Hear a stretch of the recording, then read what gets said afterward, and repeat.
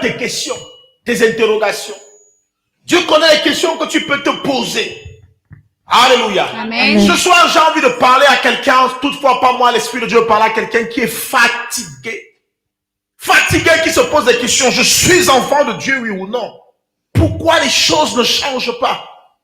Bon, même quand il ne s'agit pas de moi, quand je regarde même mon frère, on sent qu'il y a quelque chose qui ne va pas. Quand je regarde ceux qui ne sont même pas de mon église, on sent qu'il y a quelque chose qui ne va pas. Alléluia. Amen. Dieu veut te répondre ce matin. Amen. Alléluia. Amen. Chers frères et sœurs, si tu n'as jamais combattu le sommeil, c'est ce soir, ce matin, que tu dois combattre ce sommeil. Amen. Ne dors pas d'ailleurs. Si tu dors, ta vie dort. Asseyons-nous dans la présence de Dieu. Amen. On a commencé déjà à palper, à toucher, à goûter un tout petit peu à ce que Dieu voudrait que nous puissions faire en ce lieu. Ça, c'est rien. C'est rien ce qu'on vient de vivre tout à l'heure. Vous voyez, avec Dieu, on peut encore aller un peu plus haut. Dis à quelqu'un, on peut aller un peu plus loin. Nous rendons grâce à Dieu qui nous permet de pouvoir nous retrouver ici. On vient de passer un merveilleux moment dans l'évangélisation. On vient de passer encore un merveilleux moment dans la louange, dans l'adoration. Alléluia. Amen. Alléluia. Amen. Dis à quelqu'un, ce n'est que le commencement. Parce que nous allons quelque part. Nous allons quelque part. Alléluia. Oui, non, c'est bon. Ça a déjà pris. Le feu a pris. Le feu a pris. Vous savez, moi j'ai souvent fait les feux de camp où tu cherches à allumer, ça ne prend pas. Ça ne prend pas, ça ne prend pas. Tu essayes, tu prends le plastique, ça ne prend pas. Tu prends le pétrole, rien. Alléluia. À un moment donné, quand ça prend, il dit non, c'est bon. Tu vois ton frère qui va encore se débrouiller, à battre, à souffler. Non, ça a déjà pris. Dis à quelqu'un, ça a déjà pris. Ça a déjà pris. Seigneur, réveille-moi. Amen. Est-ce que je peux avoir secrétaire et tu es avec nous? Reste sur la colline, reste sur la montagne. Ne descends pas. Ça va être fort sur nous dans cette église. Amen. Laissez-moi me servir. Pardon, ne touchez pas. Laissez-moi.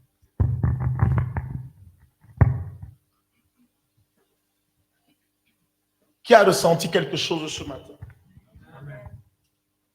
Vous voyez ce qu'on est capable de faire ensemble. Vous voyez ce que les cœurs unis sont capables de faire. Vous voyez ce que la mise à part est capable de créer. Est-ce qu'il y a quelqu'un qui ne jeûne pas ici? La personne qui ne jeûne pas lève la main. Nous sommes en jeûne depuis... ne mentez pas. Pardon, si vous voulez que je vous pointe, je dis que toi tu ne jeûnes pas. Parce qu'elle regarde tes yeux, tu ne regardes pas, tu ne ressens pas quelqu'un qui ne jeûne pas.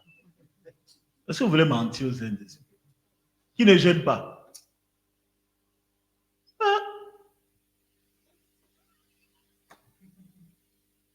Ça, je me dis. Tu sais pourquoi? Tu sais pourquoi non?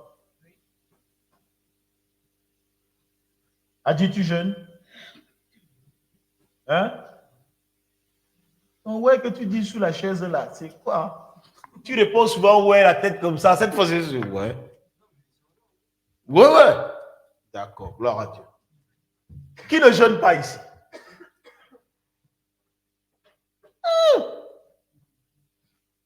C'est la première fois que je vois toute une église qui jeûne. Moi-même, je suis encore inquiet. Alléluia. Acclamez pour vous-même. C'est bien, c'est bien. C'est bien, c'est bien, c'est bien. Ça commence à venir. Vous voyez, lorsqu'on est unis, lorsqu'on décide de faire quelque chose ensemble, on a automatiquement les résultats. Alléluia. Gloire à Dieu. Ça, Paul, ça va? Il y a la forme?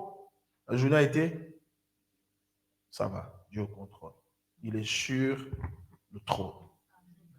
Amen. Dis une fois de plus, Éternel, réveille-moi. Éternel, réveille-moi. Alléluia. Chers frères et sœurs, dans le Seigneur. Le monde connaît des hommes qui s'expriment bien. Le monde connaît des hommes qui prêchent bien. Le monde connaît des hommes qui peuvent tenir des très bons discours. Le monde connaît des hommes qui peuvent trouver même des vaccins. Malheureusement, ces vaccins ne garantissent pas une santé permanente. Il faut tout le temps les renouveler. Avec l'épisode de Covid, nous avons expérimenté cela, où certains sont allés jusqu'à la 4e, la 5e dose. Alléluia. C'était une façon de pouvoir nous montrer que tout ce que l'homme peut apporter comme solution est pour un temps. Dis à quelqu'un, c'est pour un temps. Oui, c'est vrai. Des hommes se rassemblent pour trouver des solutions.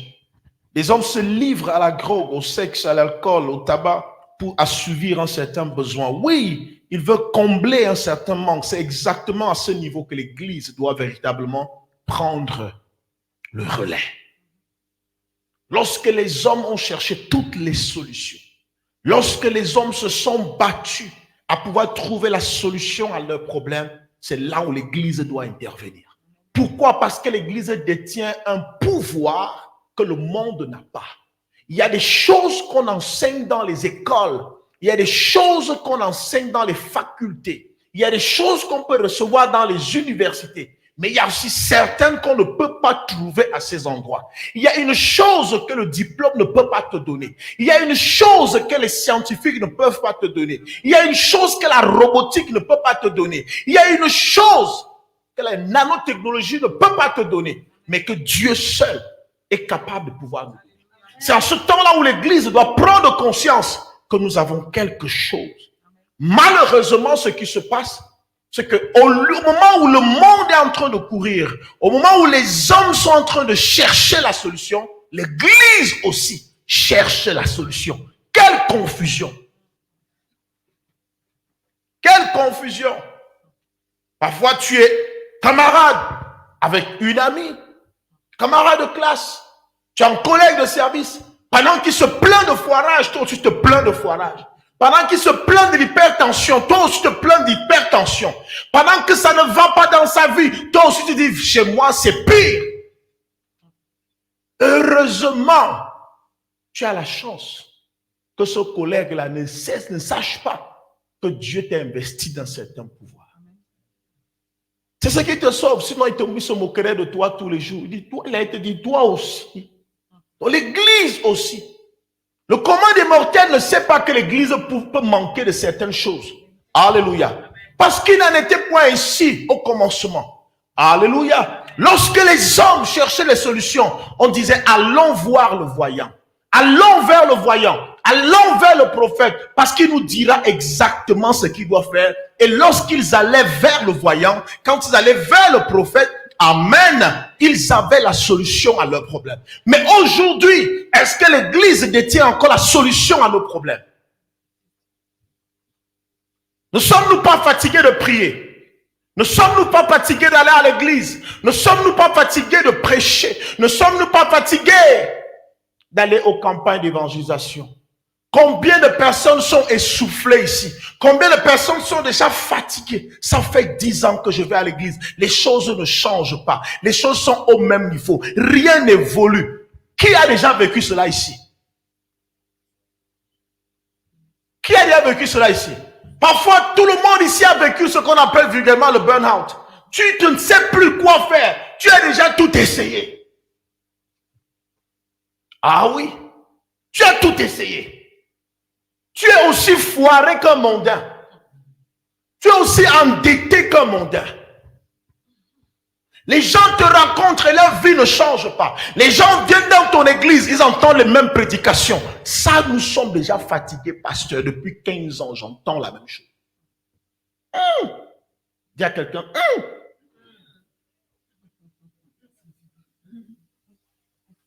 Vous savez, les gens ne nous quittent pas parce qu'ils ne nous aiment pas. Ils nous quittent tout simplement parce que nous ne détenons pas la solution.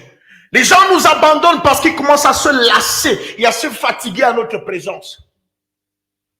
Même Dieu dit, même le slamiste dit, chantez à Dieu un chant nouveau. Chantez à Dieu un chant nouveau. Parfois tu entres dans une église, tu as l'impression que tu es dans ton église. Tu quittes ton église, tu vas dans une autre église, tu vas trouver les mêmes prières. Tu quittes ton église, tu entres dans une église, tu vas trouver les hommes avec les mêmes discours. Tu trouves les mêmes prédications. Ça, c'est un peuple en agonie. Il faut que ça change. Je vous dis, il faut que ça change. Amen. Alléluia. Amen. Dis à quelqu'un, il faut que ça change. C'est pas normal. Si l'église cherche, si le monde cherche une solution, et que l'église aussi en cherche, il y a un problème. Et pourtant, la parole nous déclare, pasteur Paul en dit, que la création attend avec un ardent désir la révélation des fils de Dieu.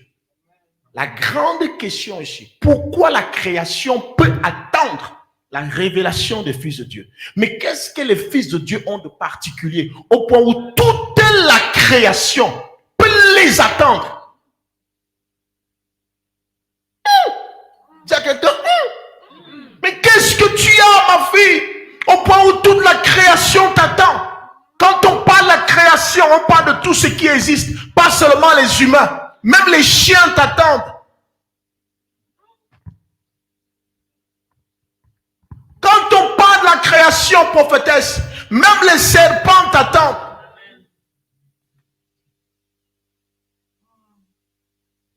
Même les serpents. Même les oiseaux t'attendent. Tu sais pourquoi les oiseaux t'attendent? Est-ce que tu sais pourquoi un serpent t'attend? Le serpent t'attend parce qu'il a été apprivoisé par un humain qui a fait de lui le gardien de ses latrines, de ses WC. Le serpent n'a pas été conçu, il n'a pas été créé pour vivre dans les WC. Mais beaucoup qui sont à l'église et même dans le monde, beaucoup de maisons dans lesquelles nous vivons, aujourd'hui, il y a des serpents dans le WC.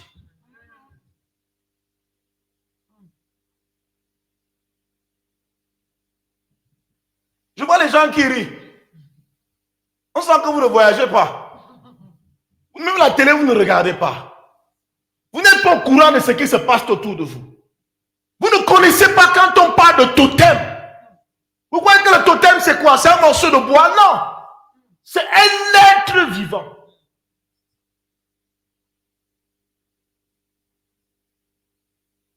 Ce serpent, ce n'était pas son rôle de pouvoir se retrouver dans un WC, de pouvoir se retrouver en train de voler dans les maisons, en train d'empêcher à ce que certaines personnes dorment la nuit. Quand tu rêves du serpent, est-ce que le serpent a appelé à venir dans tes rêves? Pourquoi il vient? Parce que quelqu'un l'a commissionné. Quand ta maison est remplie parfois de rats, tu ne comprends pas, les rats là, ce n'est plus du tout normal. Quand tu vois des cafards chez toi, à un niveau, les cafards doivent quand même être dans les maisons des hommes. Mais quand ça devient à un certain niveau, tu comprends que ici, ce n'est plus du tout normal. Quand tu vois même les mouches dans ta maison, ça commence à un niveau, tu dis, mais qu'est-ce qui se passe? Toi-même, tu reconnais que ce n'est pas normal. Tu achètes l'insecticide, ces mouches ne partent pas. Tu as l'impression que ton insecticide est leur bière. Ils ne partent pas. Ah, frère. Je suis très content d'être né en Afrique.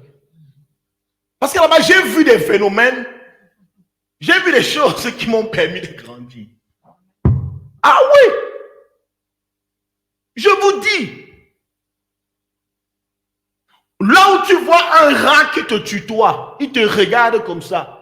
Tu le menaces, il est là, il ne part pas. Ou tu vois un chien qui doit normalement te fuir quand tu arrives. Il te regarde. Tu sens que le chien, s'il n'est pas seul. Dans ce corps, ça habite un homme.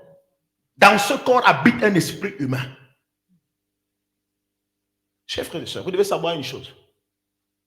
Toute création, tout être vivant, à la présence de l'homme, doit soit fuir, soit se prosterner. S'il ne se prosterne pas, il a un esprit plus fort que le tien. Je ne parle pas du Saint-Esprit. Il y a l'esprit humain il y a aussi l'esprit qui peut animer tout être. Assieds-toi.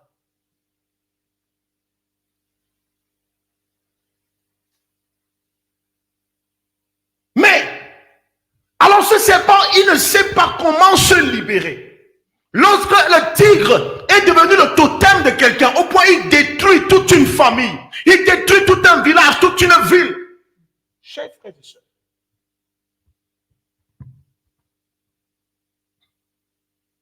je vais vous dire des choses très profondes ce soir. Avez-vous entendu parler des métamorphes? Avez-vous entendu parler des métamorphes? En réalité, l'homme n'a aucun pouvoir de se transformer en une bête.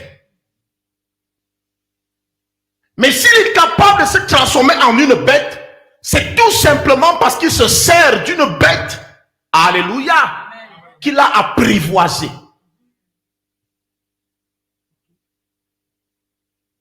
Lorsque la Bible déclare que la création tout entière attend avec un ardent désir la révélation du Fils de Dieu, c'est qu'une pareille bête se dit, un jour tu arriveras là où elle est apprivoisée et ta présence seule la libérera. Nous ne sommes pas un peuple de prière. Nous sommes des changeurs. Nous sommes des changeurs. Tu entres quelque part. Je vous dis, chers frères et sœurs, nous bavardons beaucoup plus. Nous prions beaucoup trop. Et je vous dis pourquoi nous prions beaucoup trop. Il n'y a pas de résultat. Amen. Tu as bien fait. Je dis, s'il y a des nuits où tu as dormi, le choix que tu as fait ce soir de venir ici, c'est c'est pas le plus beau choix, le plus grand choix que tu aies fait de ta vie. Peut-être tu peux en vouloir à celui qui t'a invité. Quand on sort ici, tu devras lui faire un cadeau. Parce que ce que tu vas apprendre ce soir va te permettre d'être une femme, un homme établi. Alléluia. Amen. Qui peut changer son environnement. Amen.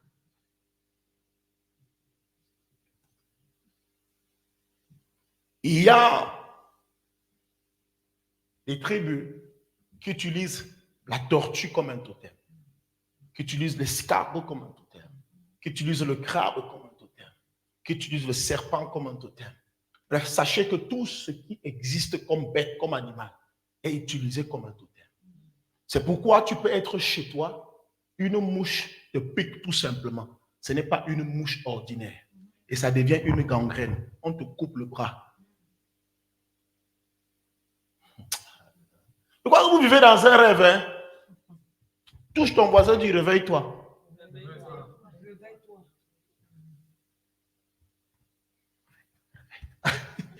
Alléluia.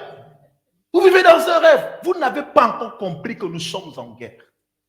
Nous n'avons pas encore compris que l'ennemi utilise tout ce qui existe pour nous empêcher de pouvoir être en paix. Il y a la création tout entière. Est-ce que vous pouvez imaginer que même l'argent qui est une créature,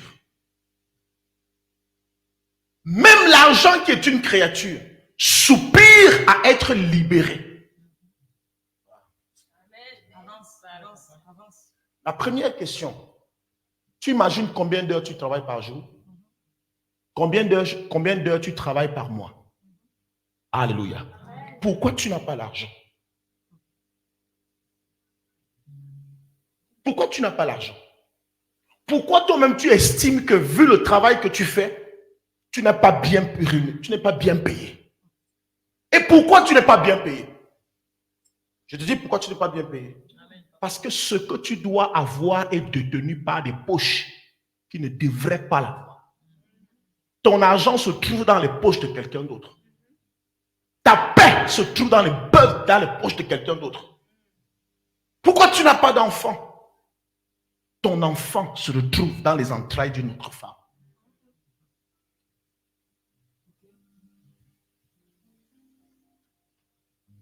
Quand tu lis la Bible, dans l'Ancien Testament, on te parle de comment Salomon était vêtu. On te parle de comment David était vêtu. Arrêtons même à ce niveau-là. C'est trop loin. Tu vas me dire c'était un roi, c'est des rois. Non. Regardez le peuple d'Israël. Ce sont des esclaves en Égypte. Un esclave est un esclave. Mais ils sont capables de sortir d'Égypte au point où ils rassemblent leurs bijoux et ils font un veau d'or. Vous n'avez pas compris. Vous n'avez pas compris. Toi, tu es là, tu portes la pacotille.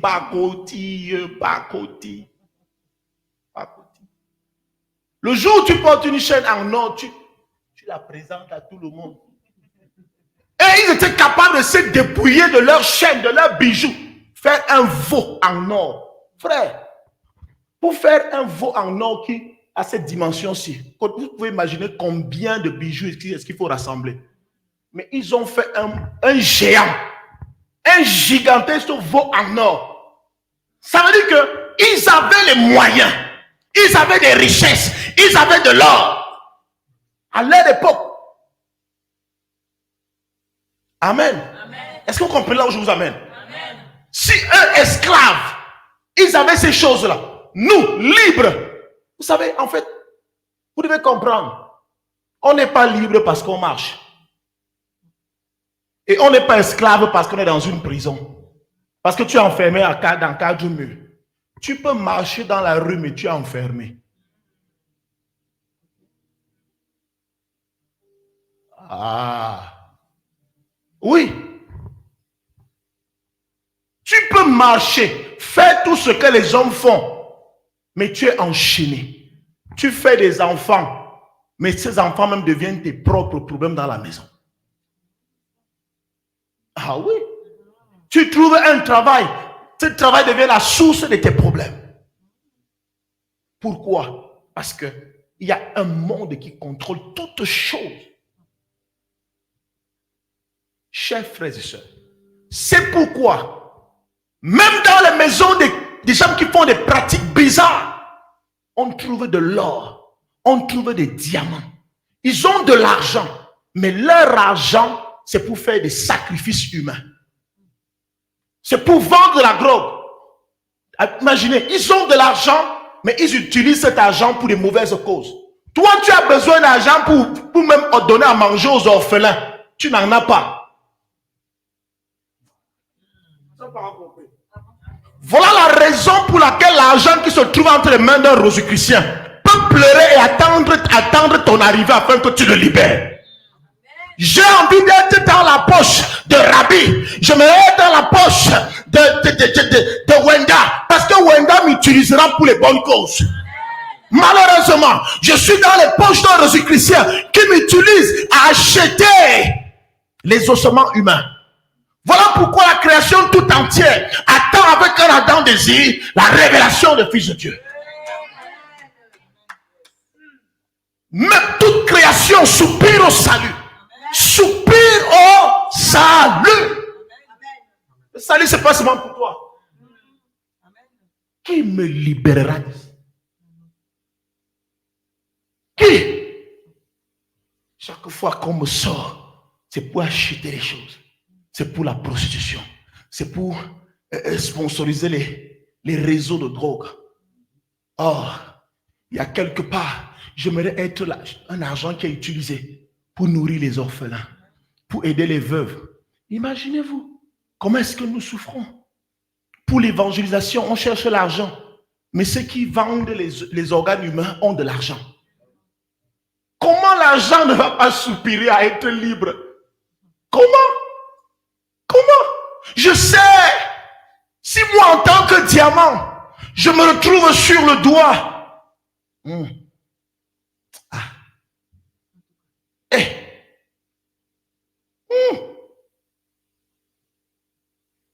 Qui veut un doigt qui porte des diamants ici? Parce qu'on vous a dit que c'est le péché avoir le diamant au doigt. Vous a dit ces choses-là, c'est le monde. C'est le monde. On vous voit. Frère, tu ne peux pas avoir ce que tu ne veux pas. Tu ne peux pas avoir ce que tu ne veux pas.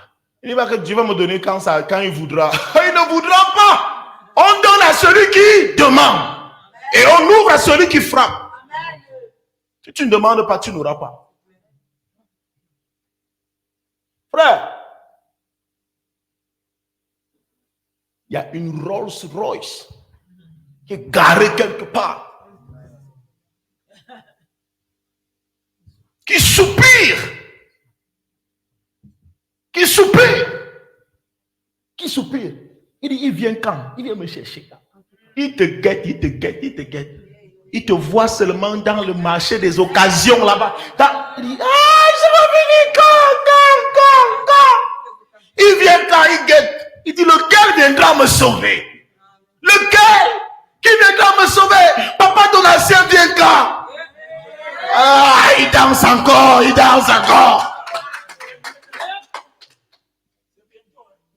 Ici et maintenant. Ça se passe maintenant. Ici et maintenant. Touché. Frère, il y a des connaissances que lorsque tu les acquiers, tu commences à changer, comprendre que il y a des choses, tu vas trouver des solutions. Tu ne dois pas t'amuser. Frère, nous souffrons. Je me souviens encore quand tu m'as appelé, tu m'as dit, voilà, j'ai ceci, j'ai cela, je regarde et dis, Père, jusqu'à quand est-ce que nous allons souffrir de la sorte? Ce n'est pas normal. Dis à quelqu'un, ce n'est pas normal. Les richesses se retrouvent transférées. 1 Samuel 30. Les Amalécites avaient fait éruption dans le pays de David. Ils ont emporté ces richesses, ces femmes, les enfants. Ils sont partis avec tout. David arrive. Le peuple commence à le menacer parce qu'il se met à pleurer lui-même. Il dit, Seigneur, si j'étais ici, il n'aurait pas fait, il n'aurait pas volé, il n'aurait pas tout emporté. Le peuple qui priait, qui pleurait aussi, il regarde, il finit de pleurer, puis tu vas nous dire pourquoi tu pleures. Ce n'est pas toi qui devais veiller sur nous. En tant que roi, ce n'est pas toi qui devais veiller sur nous. Amen. Et on va te lapider. On va te tuer. Fais ce que tu finis avec tes larmes de crocodile là, on te tue. Parce qu'en fait, tu as failli à ta mission. Un roi ne marche pas n'importe comment. Un chef de famille ne se balade pas n'importe comment. Un chef de famille ne se retrouve pas dans tout. Un chef de famille sait qu'il doit veiller sur sa famille. Il doit veiller sur son héritage. Il doit transmettre quelque chose aux générations futures. Toi, tu te balades comme Magellan de ville en ville. On ne sait pas. Tu n'es jamais sur place, David. Au départ, on était d'accord avec toi. Mais le rythme que tu as pris là, on préfère encore Saül. Saül ne bougeait jamais d'ici. Toi, tu marches, on dirait que tu as mangé la fesse du chien, comme on dit souvent au Cameroun. Au Cameroun, quand tu as mangé la fesse du chien, tu es instable. Tu viens de le voir. Vous savez, il y a des chiens errants. Vous voyez, on sent que vous ne bougez pas. Voyagez souvent un peu maintenant, dis donc. Comme ça, on va s'entendre quand on est. Voyagez un peu. Allez un peu découvrir, allez même en Chine, vous allez voir. Frère, il y a un genre de chien là en Afrique. Tu sors d'ici. Tu le trouves en route là. Toi, tu pars prendre ta voiture pour aller où? À le Visner le Pec ou bien à la gare. Quand tu arrives à la gare, il est déjà sur l'escalator. Mais il a fait comment? Alléluia. Il a fait comment? Il y a des hommes qui sont comme ça. Instables. David était instable. Alors il se met à pleurer. Et tu pleures pourquoi, David?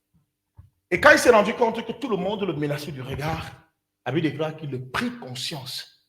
Il dit, non, si je pleure, eux aussi pleurent, qui apportera la solution? Il faut que je me ressaisisse. Il faut que je me tienne debout, que je prenne conscience que ce peuple attend de moi. Et s'il attend de moi, ça veut dire que j'ai quelque chose qu'ils n'ont pas. Je suis investi de quelque chose qu'ils n'ont pas. J'ai sûrement un certain pouvoir. J'ai une certaine puissance en moi qu'ils n'ont pas. La Bible déclare qu'il appela le sacrificateur Abiatar. Et il dit, Abiatar, apporte-moi mon éphod. Lorsque Abiatar apporta son éphod, David revêt son éphod. La Bible déclare, après avoir mis son éphod, il consulta l'Éternel. Dis à quelqu'un, il consulta l'Éternel. Parce qu'il y a des courses, il y a des choses qui ne peuvent pas commencer sans Dieu. Ne commence pas parce que tu es fort, non, parce que tu es roi, parce que tu es chef de famille, je m'en vais, non. Commence avec Dieu. Il dit, Éternel, est-ce que tu me permets de poursuivre ces Amalécites?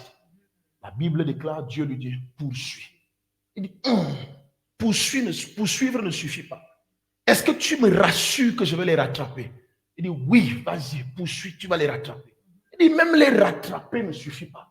Est-ce que tu me rassures que je vais récupérer ce qu'ils ont volé? Dieu lui dit, poursuis, tu rattraperas et tu récupéreras ce qu'ils ont volé dans ta vie. La Bible déclare que David alla. Et alors, pendant que David s'en va, il rencontra sur le chemin un jeune homme que les Amalécites avaient abandonné, qui était affamé, qui était fatigué, lessivé. Il déclare que David avertit, rempli de sagesse. Rempli de sagesse. Vous savez, David avait déjà une sagesse qui présageait qu'il était sûr que là, un des enfants qui allait sortir de ses entrailles allait être sage à un niveau. Alléluia. David déclare que il s'est rapproché du jeune homme. Il dit, mais que fais-tu ici? Le jeune homme ne le connaissait pas. Parce que quand ils font éruption dans le pays de David, David n'était pas là. Donc il ne connaît pas David. Il dit à David que je suis un soldat de telle personne. Nous avons fait éruption dans tel pays, dans telle ville. Nous avons volé. Et j'ai été blessé. Et quand on rentrait, mon maître m'a abandonné à cause de ma blessure. Vous savez, Satan abandonne toujours ceux qui l'ont servi. Dieu ne nous abandonnera pas, même si nous sommes blessés. Même si nous sommes frappés, il ne nous abandonnera pas. Dieu ne t'abandonnera pas. C'est pourquoi j'ai envie de dire à quelqu'un, peu importe ce que tu vis dans ta vie, même si tu as été frappé en boiture de la hanche, Dieu ne t'abandonnera pas. Même si tu es tombé, il te relèvera et il te dira, je suis avec toi. Alors David se retrouve avec ce jeune homme. Il donne à manger. Vous savez, quand tu veux connaître les secrets de ta vie, quand tu veux connaître ce que les sorciers ont fait dans ta vie, donne-leur à manger. Dis à quelqu'un, donne-leur à manger. Vous savez pourquoi vous ne connaissez pas beaucoup de choses dans votre vie? Vous êtes trop radin, vous êtes radin. Vous êtes radin. Donnez à manger aux gens. Dis à quelqu'un, donnons à manger aux gens. Donne à boire aux gens. Quand tu vas donner à boire à quelqu'un, tu ne sais pas, il va te révéler tous les secrets, tout ce qui se passe en sorcellerie. Tout ce qu'on a fait contre toi. Toi, tu manges seul, tu bois seul. Ton salaire arrive, tu manges tout. Tu bois tout seul. Qui va te révéler les secrets? Qui te dira ce qui se passe en cachette? Amen. Si tu veux connaître ce qui se passe dans le cœur des rois, dans le ventre des rois, donne à manger et à boire au roi. Et le roi te dira ce qui se cache en son sein. David a compris que s'il donne à manger au jeune homme-ci, il va vociférer, il va tout me dire. Et ce qui s'est passé, il lui a tout dit. David déclare qu'il a indiqué la voie à David. David est parti. Et David a trouvé que les Amalécites étaient en train de danser. Ils étaient en train de chanter. Ils le mangeaient. David déclare qu'à cause, ils dansaient pourquoi? À cause du grand buteur qu'ils avaient eu dans le pays de David. Chaque fois que je lis cette histoire, je suis triste. Je vous dis la vérité. Il y a des gens que nous célébrons ici dehors. Tu les célèbres, mais en réalité, ce qui fait leur grandeur là, c'est ce qui t'appartient. Je vous dis la vérité. Vous vous sous-estimez souvent trop. Vous ne connaissez pas ce que Dieu vous a donné. Et c'est pourquoi tu commences à élever une catégorie de personnes et pourtant c'est des gens qui n'ont rien. C'est juste des voleurs de destinée. Alléluia. C'est des voleurs de destinée. Chers frères, si je te raconte, je te parle de tout ceci ce matin, c'est pour t'amener à prendre conscience et savoir qu'il y a quelque chose que Dieu a donné à l'église, mais que l'église ne connaît pas. Amen. Amen. Je dis ce soir, nous avons dit le thème c'est Éternel, revêt-moi. Revêt-moi. Revêt-moi. Pourquoi l'Éternel doit te revêtir? Il y a une raison. Pourquoi est-ce que tu pries et il n'y a pas de solution? Pourquoi nous, membres de l'église, pourquoi nous, église, devons continuer à pleurer comme ceux qui n'ont pas de Dieu? Qu'est-ce qui se passe? Pendant que le mondain pleure, moi aussi je pleure. Pourquoi l'église qui devrait porter la solution tâtonne-t-elle? Pourquoi l'église est-elle à genoux? Elle rampe, tout comme les associations mondaines. Pourquoi rampons-nous? Pourquoi? Vous savez quoi, chers frères et sœurs? Je commence à répondre à cette question. Pourquoi est-ce que tu pries, tu n'as pas de solution? Je veux d'abord vous garantir d'une chose, c'est que lorsque vous êtes devenu enfant de Dieu, Dieu vous a donné son esprit. Dis à quelqu'un, Dieu m'a donné son esprit. Dieu m'a donné son esprit. Dis à quelqu'un, j'ai le Saint-Esprit. J'ai le Saint-Esprit. La première erreur vient de là. La première erreur vient du fait que l'Église récite facilement, déclare facilement qu'elle a le Saint-Esprit. Et elle croit que le fait d'avoir le Saint-Esprit suffit pour avoir des victoires. Non. Avoir le Saint-Esprit ne garantit pas des victoires. Est-ce qu'on peut se mettre debout? Mettons-nous debout, tout le monde, mettons-nous debout.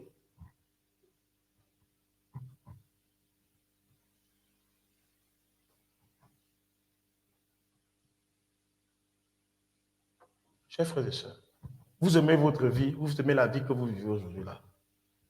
Vous êtes content avec la vie que vous menez. Vous n'avez plus de rêve? Si, déplace-toi, va saluer quelqu'un. Dis-lui que je rêve encore. Va avec quelqu'un, dis-lui que je rêve encore. Va avec quelqu'un, dis-lui je rêve encore.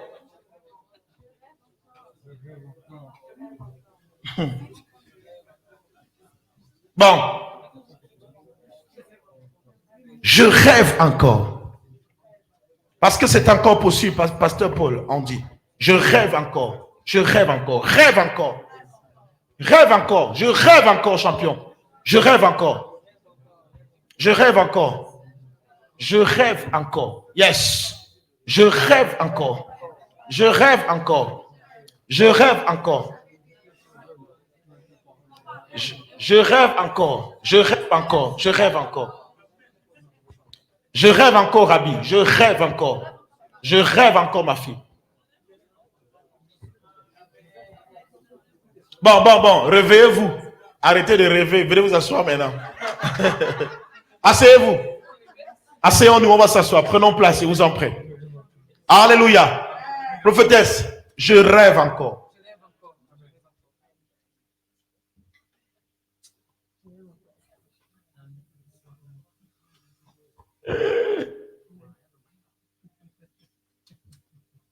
Alléluia. Je vais vous dire quelque chose.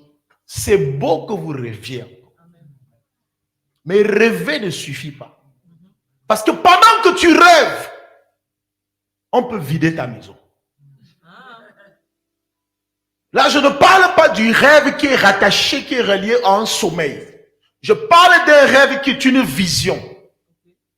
Qui est un moyen pour toi de te projeter et te dire, voici ce que je désire. Voilà le niveau que je veux atteindre. Voilà, je vais toucher à cette cible. Je vais toucher à ceci. Et je fais tout pour l'avoir. Alléluia. C'est pourquoi je dis, je rêve encore. Alléluia. Tu as le Saint-Esprit, j'ai le Saint-Esprit, mais avoir le Saint-Esprit ne suffit pas. Le Saint-Esprit qui est en toi n'est pas celui qui est appelé à apporter la victoire. Non, le Saint-Esprit en nous n'apporte pas la victoire, mais le Saint-Esprit en nous nous garantit du salut. Or, tu n'as pas un problème avec le salut, tu as un problème avec le manger. Tu as un problème avec le loyer. Tu as un problème avec les dettes. Or, le Saint-Esprit en toi, alléluia, ne te permet pas d'avoir l'argent. Parce que pour avoir l'argent, il faut que tu ailles l'arracher. C'est pourquoi la Bible déclare que David a dit, apporte-moi mon éphod. Et pourtant, il avait le Saint-Esprit. Parce que le combat, la puissance est liée à ce qui te revêt. La puissance n'est pas liée à ce que tu portes. La puissance n'est pas liée à ce qui est au-dedans de toi. Mais la puissance est liée à ce qui est sur toi. La Bible déclare que comme l'onction, comme l'huile descend sur la tête d'Aaron, Elle descend sur sa barbe, au point où elle va sur le pan de son vêtement. Pourquoi sur le vêtement? Parce que c'est ce vêtement qui est visible par l'ennemi.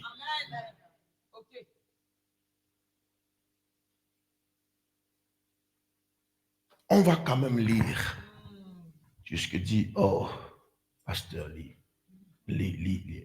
pour nous.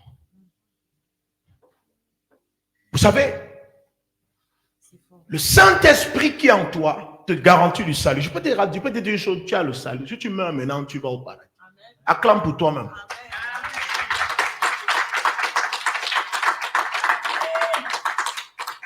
Le problème actuellement là, c'est qu'après ceci, après cette nuit de prière, tu dois rentrer chez toi. Le problème, c'est que tu rentres comment? Ou est-ce qu'il va ordonner à ses anges de te porter sur leurs ailes, de peur que le RER qui est bloqué ne t'empêche de rentrer chez toi? Tu as besoin de rentrer chez toi. C'est ça, n'est-ce pas? Alléluia. Vous savez, parfois on est assis comme ça, dit, Seigneur, quand tu es venu, tu avais un problème de taxi. Tu es déjà arrivé, oui, ça va. Quand tu as commencé à avoir 4 heures, 5 heures, tu peux réfléchir. RR ici, là, ça commence à rouler à quelle heure? Oh, quelqu'un lui a garé sa belle voiture. Hey! Lui, il a garé sa voiture dehors. Quand vous allez quand vous allez sortir d'ici, vous allez vous dire au revoir différemment. Hein? Alléluia. Certains vont demander la route qui part vers RR là. Il va dire, tu me déposes à la gare. L'autre, oui, l'application Citigo, c'est même pas Itch, Citigo. Citigo.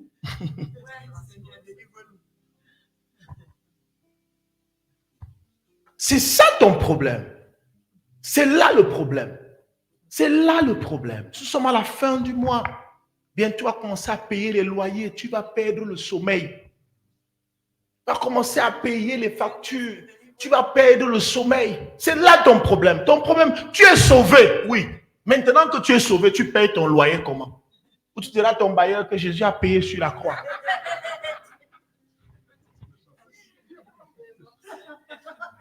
Jésus a tout payé.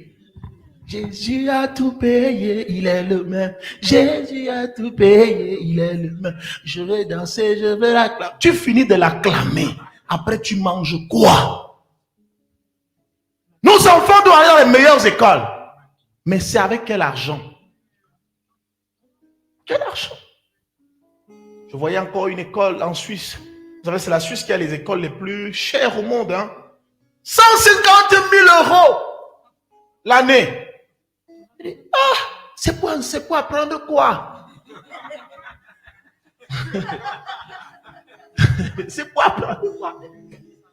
X plus Y. C'est pour apprendre quoi?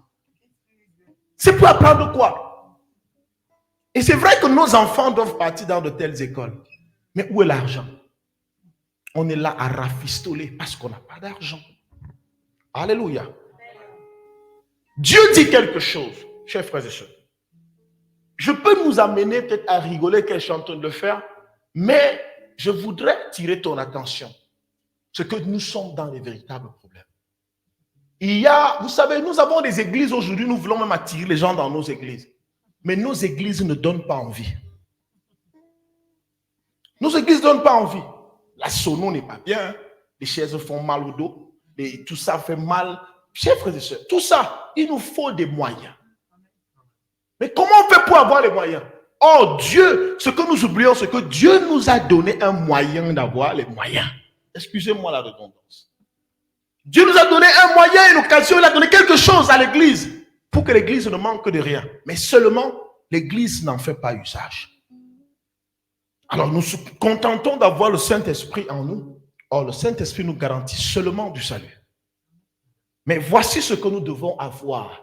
Si nous voulons voir la gloire de Dieu nous accompagner. Si nous voulons voir la gloire de Dieu se manifester parmi nous. Alléluia. Est-ce que quelqu'un peut nous lire le livre d'Ésaïe chapitre 42 verset 1? Pourquoi Dieu ne nous soutient pas? pourquoi Dieu ne soutient pas l'Église? Ésaïe 42, verset 1er. Oui, prends le micro. Voici mon serviteur Voici mon serviteur que je soutiendrai, que je soutiendrai, mon élu en qui mon âme prend plaisir. en qui mon âme prend plaisir. J'ai mis mon esprit sur lui, J'ai mis mon esprit sur lui. il annoncera la justice Il annoncera la justice aux nations. aux nations. Voici mon serviteur que je soutiendrai, mon élu, en qui mon âme prend plaisir. J'ai mis mon esprit où? Sur lui, J'ai mis mon esprit où? Sur lui. Sur lui. il annoncera la justice aux Et il nations. annoncera la justice aux nations. Frère, asseyons-nous la bonne peur.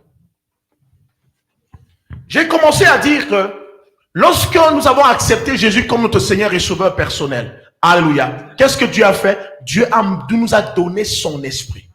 Mais seulement, l'esprit qu'il nous a donné est en nous et non sur. Est-ce que quelqu'un commence à comprendre quelque chose? Est-ce que tu commences à comprendre? La deuxième dimension du Saint-Esprit est ce Saint-Esprit qui est sur le serviteur. Oh, Dieu nous fait comprendre quelque chose ici. Il dit, voici mon serviteur que je soutiendrai. Hey. Maintenant, allons un peu avec cette phrase dans le sens négatif. Voici mon serviteur, le serviteur que je ne soutiendrai pas. Voici le serviteur que je ne soutiendrai pas. Il n'est pas mon élu, en qui mon âme ne prend pas plaisir. Je n'ai pas mis mon esprit sur lui. Il n'annoncera pas. Il n'annoncera pas.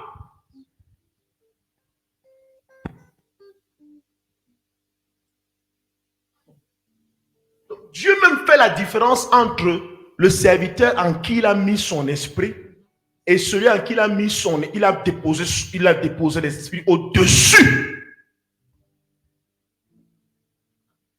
Le problème n'est pas le Saint-Esprit. Le problème, c'est la position du Saint-Esprit. Le problème, c'est que ce n'est pas que tu n'as pas le Saint-Esprit, tu l'as. Mais celui qui permet à ce que le ciel te soutienne, tu ne l'as pas. Parce que le ciel ne soutient pas ceux qui ont le Saint-Esprit en eux. Mais le ciel soutient ceux qui ont le Saint-Esprit sur eux. C'est pourquoi même Jésus, lorsque dans le livre de Luc chapitre 4, la Bible déclare que lorsqu'il revient du Jourdain, Dieu l'avait rempli du Saint-Esprit. Il l'avait rempli. Est-ce que vous réalisez que lorsque Jésus, de 1 an à 30 ans, à l'âge de son baptême, il n'avait accompli aucun miracle? Il n'avait accompli aucun miracle. Fils de Dieu. Dieu. Il avait le Saint-Esprit en lui. Et il est parti au désert. Lorsque le Saint-Esprit descend sur lui pendant les eaux de baptême, alléluia, amen. Le Saint-Esprit, Dieu, l'Esprit de Dieu le conduit maintenant au désert. Amen. Amen. Pourquoi? Pour être éprouvé. Chers frères et sœurs, lisons nos Bibles. Luc chapitre 4, verset 1er. Je lis pour nous, restez assis. Jésus, rempli du Saint-Esprit, revint du Jourdain. Le Jourdain, c'est où? C'est là où il a été baptisé, n'est-ce pas? Et il fut conduit par l'Esprit dans le désert.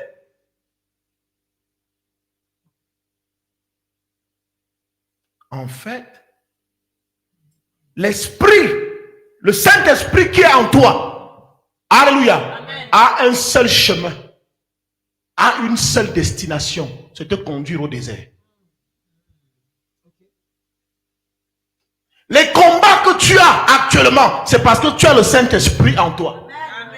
Et les solutions que tu cherches, c'est parce que le Saint-Esprit n'est pas sur toi. On peut continuer. Nous sommes toujours au chapitre 4 de Luc. Allons versets 14 à 18.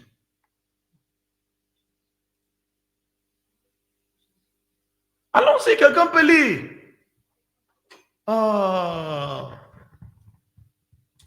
Je rêve encore. Luc chapitre 4, à partir du verset 14 jusqu'au verset 18. Jésus, revêtu de la puissance de l'Esprit.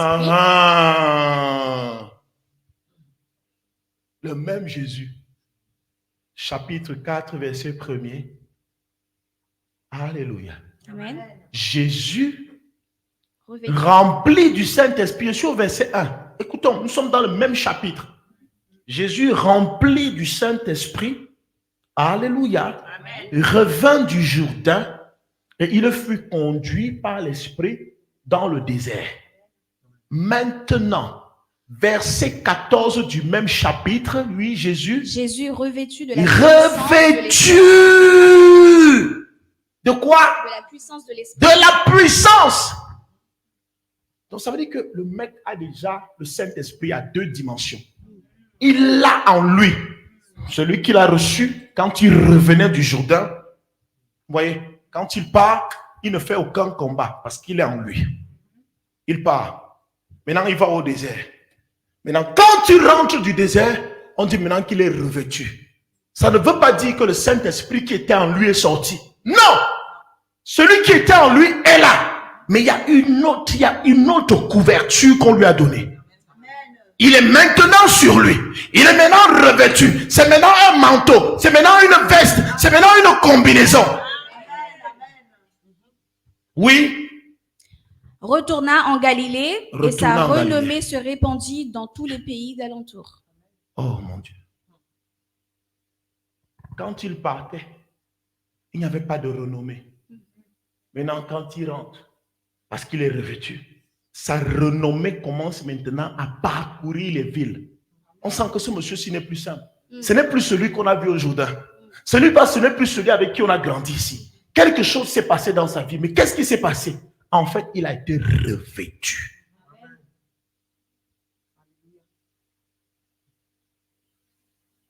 Et c'est quand tu es revêtu que tu as la victoire. Amen. C'est quand tu es revêtu que tu as la puissance. Oui, lis. Il enseignait dans les synagogues Il et il enseignait. était glorifié par tous. Et il était glorifié par tous. Oui, Il se rendit à Nazareth Il se où rendit il à Nazareth. avait été élevé il avait été élevé. et selon sa coutume, Et selon il sa entra coutume, dans la synagogue Il le entra dans la jour synagogue, du sabbat. le jour du sabbat. Il se leva Il se leva pour faire la lecture pour faire la lecture. et on lui remit le livre du prophète Ésaïe. Mhm. L'ayant Vas-y. L'ayant déroulé, il trouva l'endroit où il était écrit « L'Esprit du Seigneur est sur moi. L'Esprit du Seigneur est sur moi, pas en moi. Et écoutez très bien. Écoutez cette partie. Il dit, l'Esprit du Seigneur est sur moi. La suite, c'est quoi? Parce qu'il m'a oint pour annoncer une bonne nouvelle aux pauvres. » Écoute, frère. Parfois, tu peux vouloir aller annoncer la bonne nouvelle aux pauvres. Mais tu as un problème, c'est que tu n'es pas revêtu. C'est que Dieu ne t'a pas oint. Tu as le Saint-Esprit. Tu brûles. Oui, tu vas aller évangéliser. Mais le problème, c'est que quand tu pars évangéliser, tu n'es pas revêtu. Et c'est pourquoi, en réalité, rien ne t'accompagne. Tu n'as pas le secours du ciel. Parce que le secours, le ciel ne peut pas reconnaître l'huile sur toi. Et le ciel ne peut pas te secourir. C'est pourquoi certains, on va évangéliser et on rentre bredouille. On rentre sans gagner une âme. Parce qu'on est parti sans être revêtu. On est parti sûrement avec la parole. On est parti avec le Saint-Esprit qui est en nous. Or, le Saint-Esprit qui est en nous n'accorde pas la victoire. Parce que quelque part, Jésus dit à ses disciples, vous serez allés à Jérusalem. Allez à Jérusalem. Attendez là. Vous recevrez quoi? Une puissance. Le Saint-Esprit survenant sur vous, pas en vous. Et vous serez mes témoins. Tu ne peux pas être témoin de Christ si le Saint-Esprit n'est pas venu sur toi.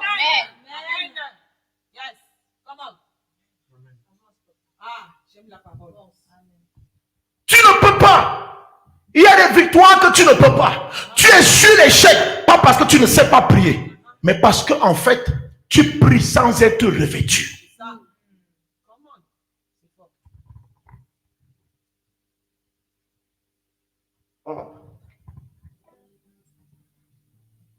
L'Esprit du Seigneur est sur moi. Car il m'a oint pour faire quoi? Pour annoncer une bonne nouvelle aux pauvres. Pour annoncer une bonne nouvelle aux pauvres. Oui. Il m'a envoyé pour guérir ceux qui ont le cœur brisé. Il m'a oint pour un but. S'il n'y avait pas ce but-là, il n'allait pas me oindre. S'il n'y avait pas ce besoin, il n'allait pas me oindre. Mais j'ai été oint pour aller libérer les captifs. Dans la maison de Dieu, il y a ceux qui sont oints et il y a ceux qui portent l'esprit. Il y a ceux qui portent l'esprit et en même temps ils sont oints. C'est pourquoi on n'est pas tous, on n'est pas pareil hein, dans la maison de Dieu. Hein. On n'est pas pareil. Les moutons peuvent marcher ensemble, mais n'ont pas le même prix au marché. C'est pourquoi il y a un langage qu'il ne faut pas avoir. Nous sommes tous des serviteurs, non? Non, non, non, non, non, non, non, non, non, non, non, non, non, non, non, non, non. Nous ne sommes pas tous les serviteurs. Non. Nous ne sommes pas tous les serviteurs.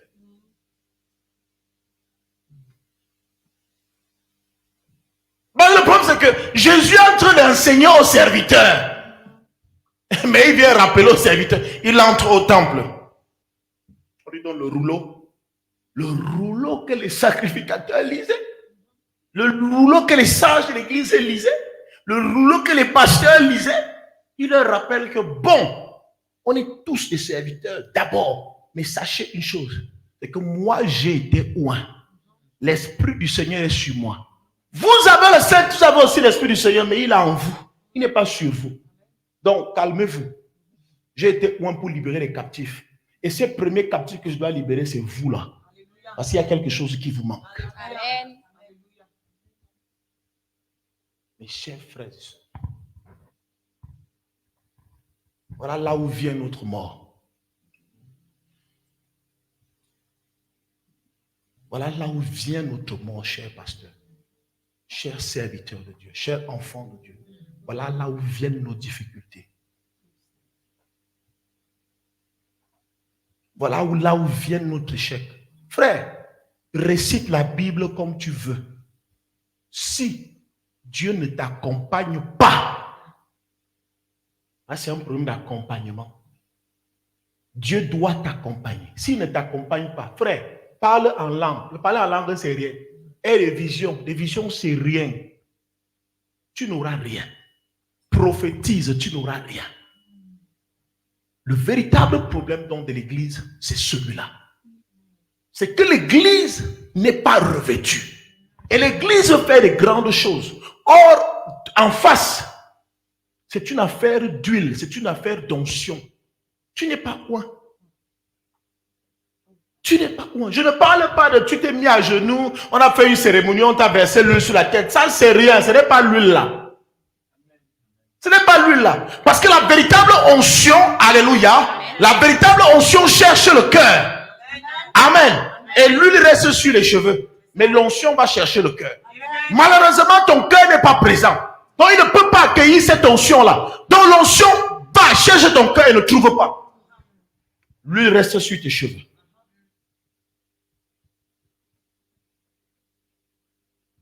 C'est ça le problème. Et là, c'est à tous les niveaux. Frère, je vais vous dire quelque chose. Je vous donne ce petit secret-là. Est-ce que vous savez que, si vous avez pu m'observer, chaque fois que je dois prêcher, soit je prendrai le temps peut-être au bureau, ou je vais chercher à venir jouer ici et à chanter. Vous ne vous posez pas la question, pourquoi il ne commence pas à prêcher directement? Parce qu'en réalité, je n'ai pas envie de prêcher sans être revêtu.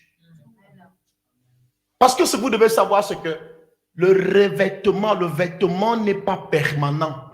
Il n'est pas éternel. il se renouvelle. On va le chercher de temps à autre parce qu'on le perd. Donc, ce n'est pas parce que j'ai été revêtu maintenant que demain je serai revêtu. Je dois à tout prix, je dois chaque fois aller le chercher. Je ne prêche pas parce que je sais, parce que je connais. Pire encore, tu peux recevoir même un message du Saint-Esprit. Tu dis, tu peux recevoir un message de Dieu. Amen. Amen. Au moment de le prêcher, si tu n'es pas revêtu, ce message n'aura aucun impact. Pourtant, il vient de Dieu.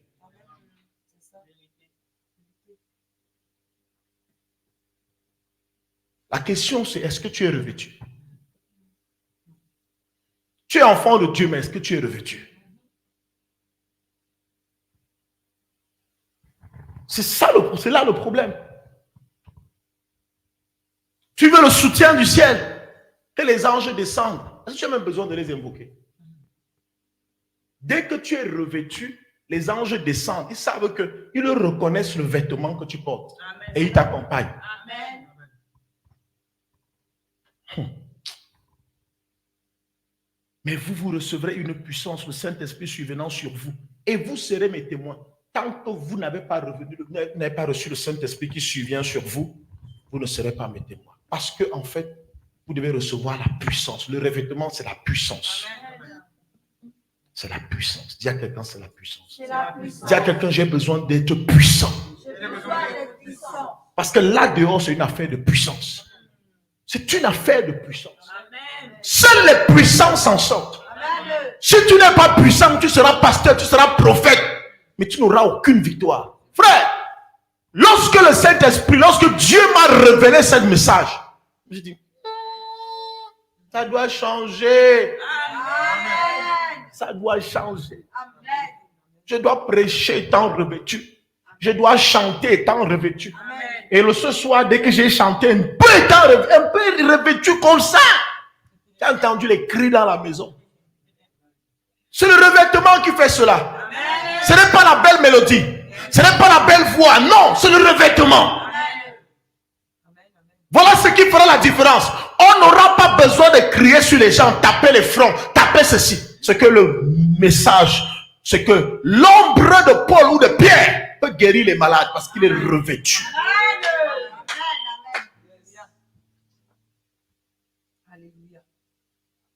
Je vais chanter parce que je suis revêtu. Même mon chant est soutenu par les anges. Quand tu commences à chanter, on voit les gens qui tombent dans la salle. Qu'est-ce qui se passe? Il n'a pas prié en langue, mais il y a quelque chose qui se passe. Il a habité ce monsieur. Les gens ont de belles voix, mais pas d'impact. Les gens ont de belles chansons, mais ça ne produit rien dans la vie.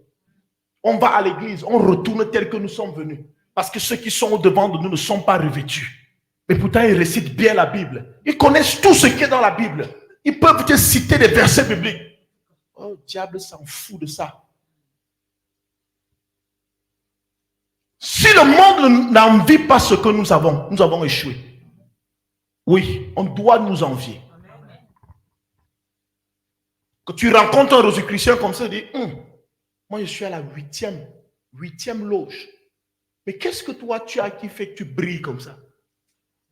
Il dit, viens petit. Je vais t'apprendre le monde des esprits. Alléluia. Amen. Il ne peut pas t'approcher. Vous savez, je priais, je me suis dit, Seigneur, comment se fait-il que les sorciers sont dans nos assemblées, ils sont à l'aise? Comment se fait-il que les enfants, le peuple de Dieu vient pour prier Dieu? Pendant qu'ils fuient les sorciers de leur famille, ils fuient les sorciers des quartiers, ils viennent trouver les marâtres des sorciers ici. Ils viennent trouver les patrons des sorciers ici. Pourquoi ça doit se passer comme ça? Alléluia. Amen. Il me dit, fils, c'est parce que vous n'êtes pas revêtus. Si vous étiez revêtus, ils n'allaient même pas supporter s'asseoir dans votre assemblée. Il dit que les méchants ne résisteront pas à l'assemblée des saints. Mais pourquoi ils résistent aujourd'hui? Parce que ceux qui sont dans l'assemblée ne sont pas revêtus. Frère, sans le revêtement, le serviteur s'épuise. Tu t'épuises. Je dis, tu t'épuises.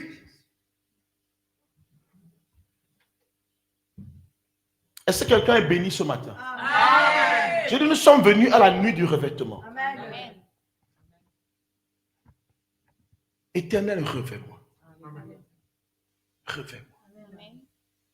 Vous savez, je ne vous ai pas dit que vous venez prier. Je dis qu'on va à la nuit du revêtement. Amen. Vous savez, je peux terminer mon message là et vous dire couchez, vous dormez, on attend le matin, chacun rentre. Ça, c'est si vous avez compris exactement ce message. Ou alors si vous comprenez ce que je suis en train de vous dire, vous allez changer votre façon de faire. Sinon, nous allons ramer. L'église va passer des années sur place sans avancer. Ta vie va ramer. Tu seras sur place, ça n'avance pas.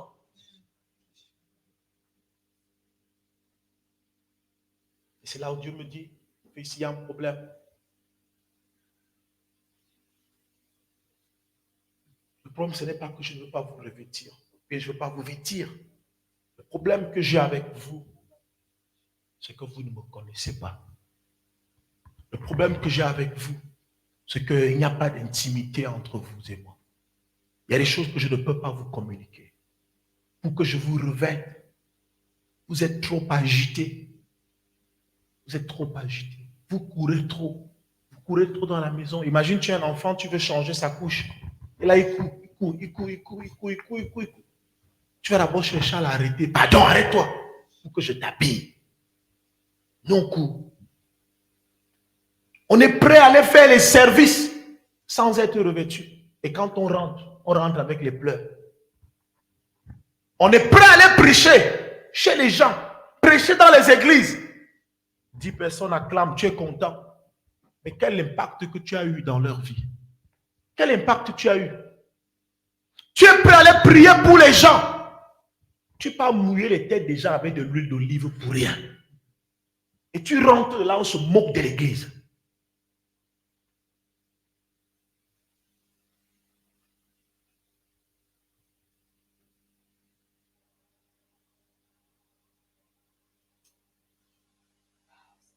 Une église de tomber. Tu tombes le matin, tu tombes à midi, tu tombes le soir. Chaque dimanche, c'est toi qui tombes. Tu vas arrêter de tomber. Tu as quel problème au niveau des genoux, frère? Tu as quel problème au niveau des genoux? Qu'est-ce qui t'arrive? Qu'est-ce qui t'arrive? Pourquoi tu ne tiens pas debout? On devait être des maîtres aujourd'hui. Mais nous sommes encore là à ce qu'on nous enseigne les premiers rudiments de la parole. On nous enseigne encore les petites choses. Qui est fatigué? Comment tu vas mieux te fatiguer quand tu vois qu'on te révèle les problèmes de ta vie?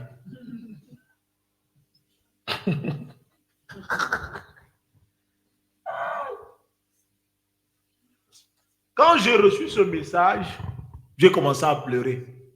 Parce que parfois, ce n'est pas à vous que je pense, je pense d'abord à moi-même. Je dis, hey Seigneur. Vous savez, l'ancienneté à l'église est un danger. Je vous dis, l'ancienneté à l'église est un danger.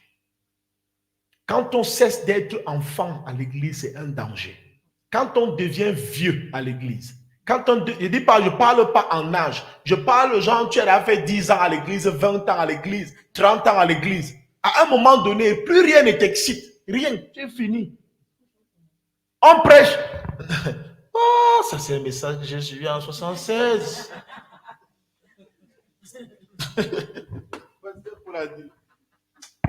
Ah, je te dis la vérité que c'est là notre mort. Hein. Il dit c'est là notre mort. En fait, parce que tu vois, tu as tellement écouté, tu as seulement suivi des messages.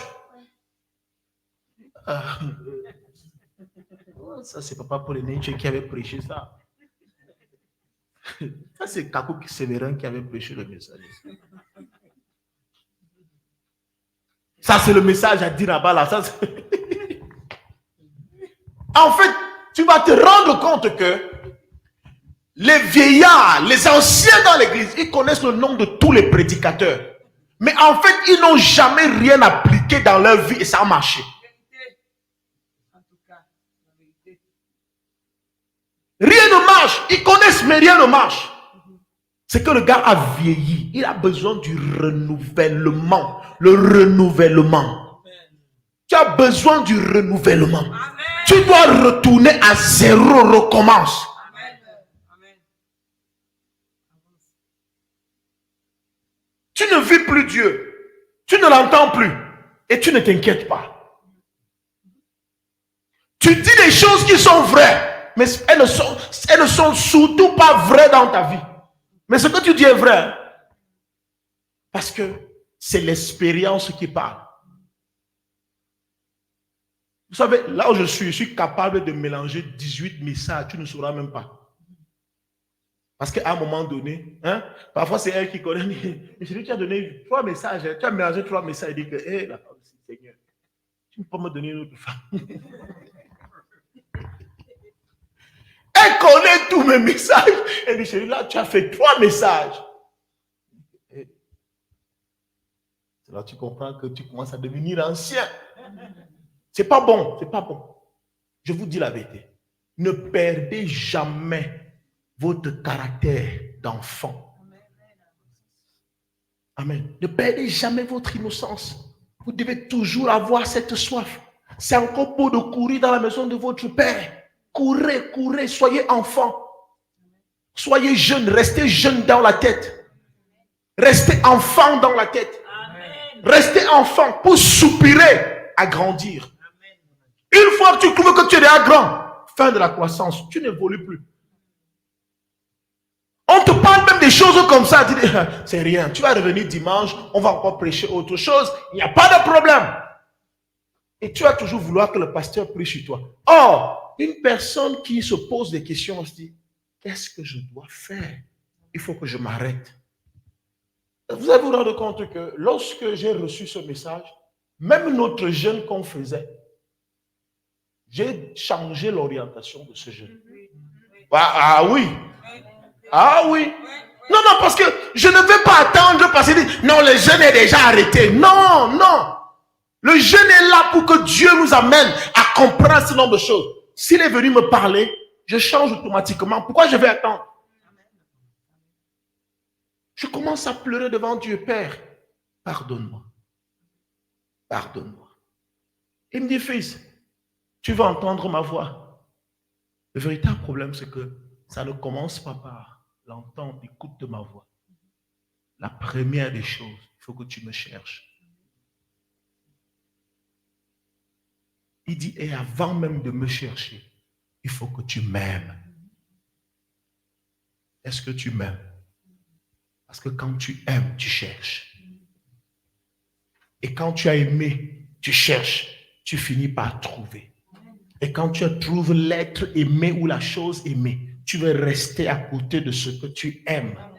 Et c'est là, quand il ressent la confiance, l'être que tu aimes commence à te dire des choses qu'il ne dit pas à tout le monde. Parce qu'il se sent en confiance. Amen. Mais fils, moi j'ai un problème avec vous. Je ne me sens pas en confiance avec vous.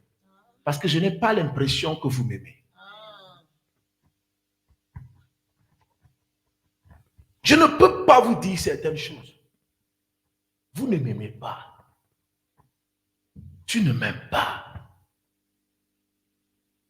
Tu ne m'aimes pas. Si tu m'aimais, il y a des choses que tu ne ferais plus. Il y a des choses que tu ne dirais plus.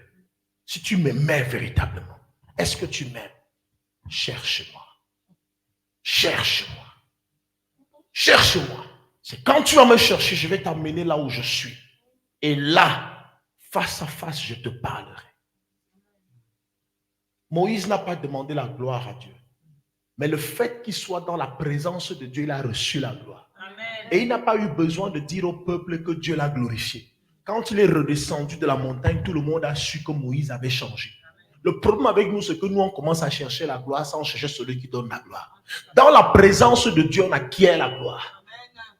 Devant Dieu, près de Dieu, on acquiert la gloire. La gloire ne se demande pas. Amen. La gloire ne se demande pas. Quand tu es marié, automatiquement, on sent que tu as changé.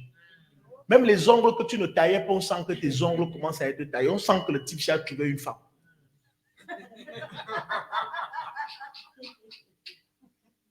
Vrai ou faux?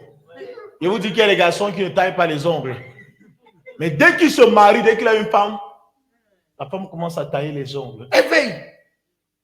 Petit ventre, chaud. Un homme marié. Vous savez que nous sommes les spécimens rares, non? Nous là, sommes les spécimens rares. Pas les hommes, nous, les Stevie Williams, sommes rares. Les gars qui sont mariés, non, ils ont les plaquettes de chocolat. Pas les seaux de chocolat. Dès qu'un homme est marié, la femme donne à manger. Il mange l'entrée. Il mange le plat de résistance. Il mange le dessert. Les célibataires ne mangent pas 3 plats. Les célibataires n'ont pas le temps là. Il peut manger les 3 choses là, mais tout ça sera dans une même assiette. C'est ça, ce n'est pas contrôlé. C'est pas contrôlé. C'est pas contrôlé. Le célibataire tourne le béton. Il met l'avocat, il met les pommes. Alors que l'homme marié, on va apporter d'abord ceci, on apporte ça, on apporte ci. Quelqu'un est déjà bien plein. Tu veux le thé ou le café? Tu vois, tout est organisé, tout est en ordre. L'homme qui il mange de tout. C'est la même chose avec Dieu. Quand tu es marié, quand tu t'es rapproché de Christ, il commence à changer les choses dans ta vie. On sent que celui-ci ne parle plus comme tout le monde. Parce qu'il attend la voix de Dieu. Quand Moïse arrive, le peuple ne le reconnaît plus. Regarde si Amacha est venu depuis l'Égypte. Comment il a changé comme ça? Il est obligé de se voiler, de se couvrir la tête. De se couvrir la tête. Il se couvre le visage. Parce que sa gloire peut m'éblouir son propre peuple. Frère, vous vous rendez compte? Compris, on n'a pas de résultat. Et c'est fatigant. Je vous dis la vérité. Demandez, regardez comment les gens montent d'église en église. Ils cherchent les solutions.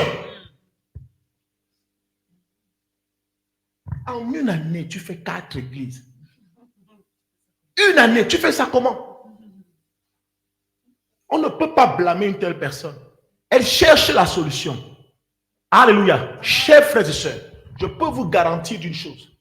Personne n'entrera plus jamais dans cette église et sortir. Pas parce que nous sommes forts, pas parce qu'on va les retenir, mais parce que en fait on a reçu le secret. Amen. On a compris ce qui ne va pas. On a compris. On va d'abord chercher à aimer Dieu.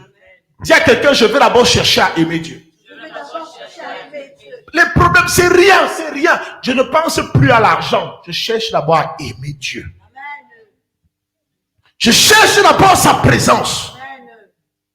Je cherche sa présence. Ta présence. Ta présence.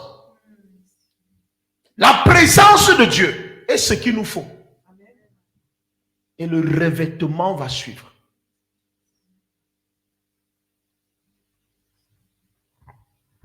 Oh, peuple de Dieu. Voilà en fait ce qui nous arrive. Nous ne sommes pas revêtus. Et on cherche des solutions. Nous ne sommes pas revêtus. Je vous dis la vérité. Quand vous comprenez, enfin, je vous dis, vous devez savoir une chose, c'est que Dieu te demande de rechercher le revêtement parce que le revêtement peut faire en sorte que tu sors, pasteur Paul en dit, tu vas prier pour quelqu'un. Tu n'élèves pas une grande prière. La personne reçoit la réponse ou la solution à son problème. Toi, tu n'as pas l'argent. Et la personne va dans son compte. Elle vide son compte. Elle te donne tout son argent. Pourquoi? Parce que c'est quelque chose qu'elle a recherché. C'est quelque chose qu'elle a recherché. Vous savez pourquoi les gens sont radins à l'église? Ils n'ont pas la solution à leur problème. Les gens donnent là où ils ont la solution à leur problème. Je vous ai raconté cette histoire aujourd'hui ici, où un oncle au village avait dit à un prêtre que depuis nous on donne des coqs, on donne les coqs, on donne nos coqs, on donne nos poules. Ça ne change pas. Qui va continuer à te donner ses poules? Donc, le prêtre arrive, il constate que chaque fois qu'il venait au village, il rentrait toujours avec les poules dans sa voiture. Mais ça fait déjà 2 tournées qu'il fait. La voiture, quand elle arrive chez lui, il dit que prenez les poules. Il dit qu'il n'y a pas de poules dans la voiture. Il revient à un séminaire. Il dit, j'ai constaté depuis un certain temps que je viens dans ce village. Je viens dans ce village. Vous ne donnez plus les offrandes aux prêtres. Vous ne donnez plus les offrandes au Père. Plus de poules, plus de plantains, il n'y a plus rien, plus de bananes. Tu connais mon oncle là? Il s'est levé. Il dit, mais il a parlé en parabole. Hein. Il dit, mon père, quel est le parent qui peut faire que son enfant va à l'école? Chaque année, il envoie son enfant, chaque année. Il paye l'école. Il paye l'école. Avec pour espoir que son enfant va réussir. Il dépense, il donne les poules, il donne les gibiers. Et chaque année que l'enfant rentre, c'est qu'il a échoué. Donc, quel est le parent qui va continuer à donner les poules, à donner les plantains? La salle était en l'air, les gens criaient. Une façon de Dieu prête que on a assez donné, on ne voit pas le changement. Donc, ne compte plus sur nous pour donner. C'est quand on verra le changement qu'on va donner. Frère, vous savez, à l'église, parfois, on torpille les gens. Donner, apporter, donner, apporter. Les gens commencent à fuir l'église. Parce qu'il n'y a pas de solution. Alléluia. Amen. Quand il y aura les solutions, ça ne sera même pas vous. Vous n'avez même pas d'argent. Ça sera les gens du dehors. Que je vais prier comme ça. Tu vas rendre témoignage chez ton oncle qui est ministre. Ton oncle qui souffre du cancer là. Est-ce que vous imaginez qu'il y a des gens qui souffrent de cancer? Ils vont au rayon X, rien. Et pourtant l'église est capable de guérir ce genre de choses. Ils dépensent de l'argent. Il n'y a pas de changement. Nous on est là. Dieu vous a donné, mais on fuit là où il y a le revêtement. Parce qu'on croit qu'en jeûnant, on aura ces choses-là. Non, il faut payer le prix. Il faut chercher la face de Dieu. Alléluia. Nous sommes venus ce soir pour chercher la face de Dieu.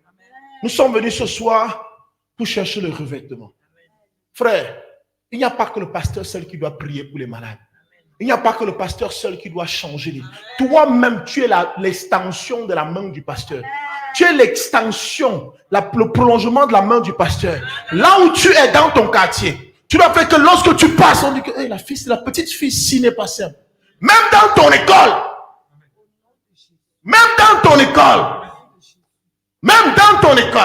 Chers frères et sœurs, si nous sommes revêtus, je vous assure qu'en un mois, on remplit la salle-ci. Au point, on fait 4 cultes. 4 cultes. Ceux qui le font, certains le font avec les pratiques et machin. Non, nous on a compris là où il faut. On doit chercher quoi? Le revêtement. On doit chercher le revêtement. Ne cherchons pas autre chose. Ne cherchons pas autre chose. Et le revêtement passe par des simples choses. Parfois, ce n'est pas la louange, l'adoration, la présence de Dieu. Amen. Est-ce que tu peux te mettre debout? Je n'ai même plus envie de prêcher.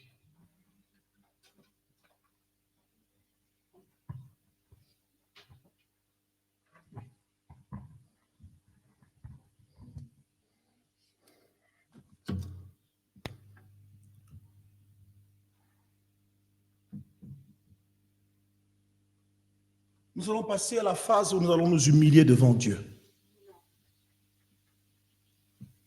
Où nous allons nous humilier devant Dieu.